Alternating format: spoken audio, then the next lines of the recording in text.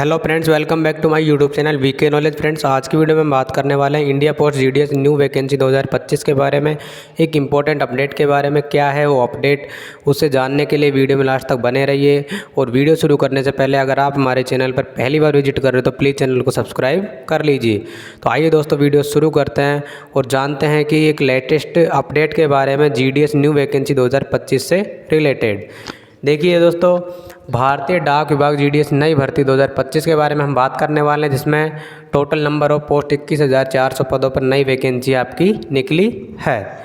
उसके वैकेंसी के form apply हो चुके हैं और इसके एडिट या करेक्शन की डेट भी निकल चुकी है। अब बारी आती है फर्स्ट मेरिट लिस्ट की। देखिए, इसकी रिजल्ट की जो एक्सपेक्टेड डेट जो हम मान के चल रहे हैं वो है 23 मार्च के लगभग आपकी लिस्ट इसमें आएगी, फर्स्ट मेरिट लिस्ट।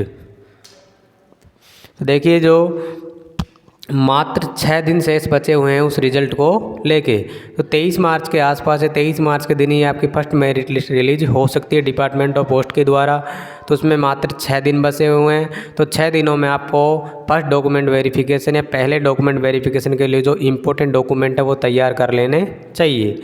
देखिए, फर्स्ट लिस्ट में जैसा कि मैंने आपको पहले बताया था कि लगभग 30,000 कैंडिडेट का इसमें सिलेक्शन होगा, क्योंकि कुछ फर्जी होंगे, कुछ निकलेंगे और कई डॉक्यूमेंट वेरिफिकेशन कराने ही नहीं जाएंगे। तो इस तरीके से पोस्ट 21,413, लेकिन जो लिस्ट में नाम आता है वो ज़्यादा स्टूडेंट का आता है और जो फर्जी होंगे बाहर निकल जाएंगे, जो ओरिजिनल होंगे उनका सिलेक्शन हो जाएगा। देखिए, इस बार डॉक्यूमेंट वेरिफिकेशन में बड़े बदलाव किए जा रहे हैं। 100% वालों पर गिरी गाज, मतलब 100% वालों की नौकरी खतरे में है। एपीआई सेतु एपीआई सिस्टम है डॉक्यूमेंट वेरिफिकेशन का, वह अपनाया जाएगा। देखिए दोस्तों, अगर आपका फर्स्ट मेरिट लिस्ट में नाम आ जाता है तो देखिए, लिस्ट आने से पहले ही आपको कुछ डॉक्यूमेंट है फर्स्ट मेरिट लिस्ट या फर्स्ट डॉक्यूमेंट वेरिफिकेशन के लिए कुछ इंपॉर्टेंट डॉक्यूमेंट जो आपको पहले ही रेडी कर लेने चाहिए। देखिए, क्या है वो डॉक्यूमेंट, फर्स्ट में आता है, सबसे इम्पोर्टेंट आता है 10th की मार्कशीट है, 10th का सर्टिफिकेट।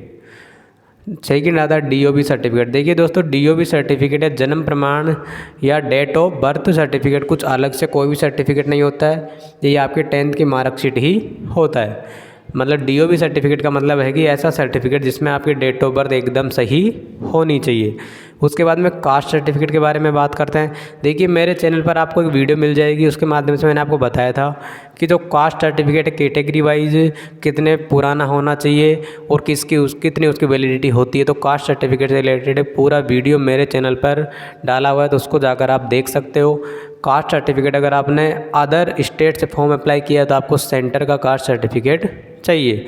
और कैटेगरी वाइज कितनी वैलिडिटी है, कौन कौन सा कास्ट सर्टिफिकेट चाहिए होता है, कैटेगरी वाइज कितना पुराना होना चाहिए, उसके रिलेटेड मैंने अपने चैनल पर वीडियो अपलोड की हुई है, तो आप जाकर उसको देख सकते हो। उसके बाद में हम बात करते हैं पीडब्ल्यूडी सर्टिफिकेट। तो पीडब्ल्यूडी सर्टिफिकेट जो हैंडीकैप कैंडिडेट है उनको भी ये सर्टिफिकेट बनवा लेना चाहिए। उसके बाद मेडिकल सर्टिफिकेट के बारे में बात करते हैं। देखिए, मेडिकल सर्टिफिकेट सरकारी अस्पताल के द्वारा बना हुआ होना चाहिए, जिसमें आपका फ़ोटो और आपका जो भी मेडिकल रिलेटेड इन्फॉर्मेशन है वो होनी चाहिए। छठे नंबर पर जो इम्पोर्टेंट डॉक्यूमेंट है वो है ट्रांसजेंडर सर्टिफिकेट, मतलब अगर किसी ने लिंग परिवर्तन करवा लिया है तो उसका सर्टिफिकेट भी आपके पास होना चाहिए। नेक्स्ट है आइडेंटिटी। देखिए, आइडेंटिटी सर्टिफिकेट का मतलब होता है, क्या होता है आइडेंटिटी सर्टिफिकेट का मतलब होता है चरित्र प्रमाण पत्र। मतलब आपने इस वैकेंसी का फॉर्म अप्लाई कर दिया और आप जब फर्स्ट डॉक्यूमेंट वेरिफिकेशन करवाने जा रहे हो तो उस टाइम पर आप पर कोई भी पुलिस केस नहीं चल रहा हो, कोई भी आपके ऊपर कार्रवाई नहीं हो रही हो, तो उसके लिए चरित्र प्रमाण पत्र किससे आपको बनवाना पड़ेगा। आपने 10th की क्लास जहाँ से भी पास की है या 12th जहाँ से भी पास किया है तो वहाँ का जो प्रिंसिपल है उसके द्वारा आपको क्या बनवाना पड़ेगा, चरित्र प्रमाण पत्र, या आप गांव के सरपंच से बनवा सकते हो या किसी पोस्ट मास्टर के द्वारा भी बनवा सकते हो। तो आपको आइडेंटिटी सर्टिफिकेट ही बनवाना पड़ेगा। देखिए, सभी ओरिजिनल डॉक्यूमेंट आपको अपने साथ लेके जाने, साथ ही 2 सेट फोटोकॉपी का आपको अपने साथ रखना है। 10th की मार्कशीट, देखिए एपीआई सिस्टम द्वारा आपकी जो 10th की मार्कशीट जांच की जाएगी इस बार, plus digi locker manually verify की जाएगी।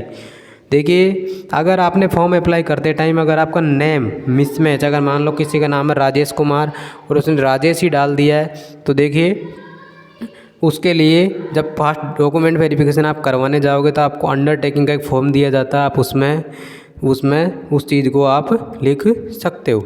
मतलब अगर आपने नेम मिसमैच कर दिया फॉर्म अप्लाई करते टाइम तो ऐसा नहीं कि आपको इस वैकेंसी से बाहर निकाल दिया जाएगा। उसके लिए आपको एक अंडरटेकिंग फॉर्म अप्लाई मतलब अंडरटेकिंग फॉर्म मिलता है, उसको आपको भर के देना होगा। उसके बाद में कास्ट सर्टिफिकेट अगर उपलब्ध नहीं है आपके पास, उस टाइम पे नहीं है जब आप फर्स्ट डॉक्यूमेंट वेरिफिकेशन करवाने जा रहे हो, तो आपको एक्स्ट्रा 15 दिन का टाइम उसमें मिलता है। देखिए दोस्तों, फर्स्ट डॉक्यूमेंट वेरिफिकेशन कराने के लिए ये सभी इंपॉर्टेंट डॉक्यूमेंट है, अभी आप तैयार कर लीजिए इनको। सेकंड डॉक्यूमेंट वेरिफिकेशन के बारे में बात करते हैं तो आपको अंडरटेकिंग का फॉर्म इसमें भरना होता है। देखिए फर्स्ट में बात करते हैं 4 अंडरटेकिंग के फॉर्म, तो उसमें जो फर्स्ट होता है जो आपको भर के वहाँ पे देना होता है आई का मतलब है कि आप इस GDS की जो नौकरी है उसी पे आप डिपेंड नहीं हो, आपके पास आई का दूसरा स्रोत भी होना चाहिए। तो इनकम सोर्स का एक अंडरटेकिंग फॉर्म आपको देना होता है।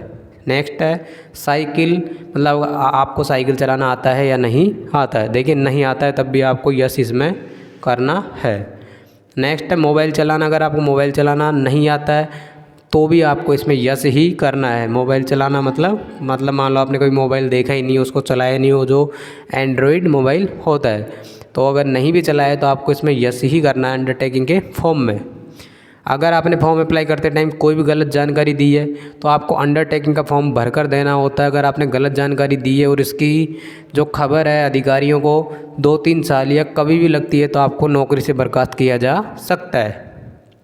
उसके बाद है कास्ट सर्टिफिकेट। देखिए कास्ट सर्टिफिकेट जो होता है आपके निकटतम थाने से वो क्या होना चाहिए, वेरीफाई होना चाहिए। मतलब वहाँ पर उसको वेरीफाई के लिए भेजते हैं। कौन भेजते हैं? डिपार्टमेंट वाले। उसके बाद देखिए स्कूल या गांव का जो सरपंच वो भी इसको वेरीफाई कर सकता है।